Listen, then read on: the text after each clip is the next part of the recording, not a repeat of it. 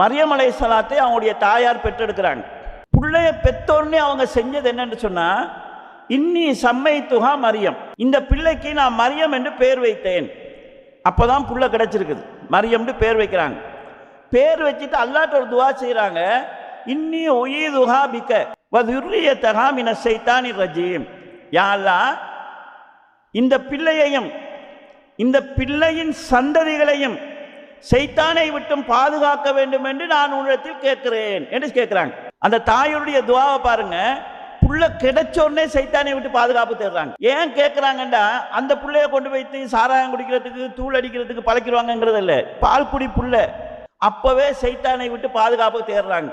அந்த பிள்ளைக்கு மட்டும் இல்லை, அதுக்கு கிடைக்கிற பிள்ளைக்கு அப்ப எவ்வளவு, அதாவது முழு சந்ததிக்குமே அவங்க ஷைத்தானை விட்டு பாதுகாவல் தேடுறாங்க என்கிறத குர்ஆன் எங்களுக்கு சொல்கிறது.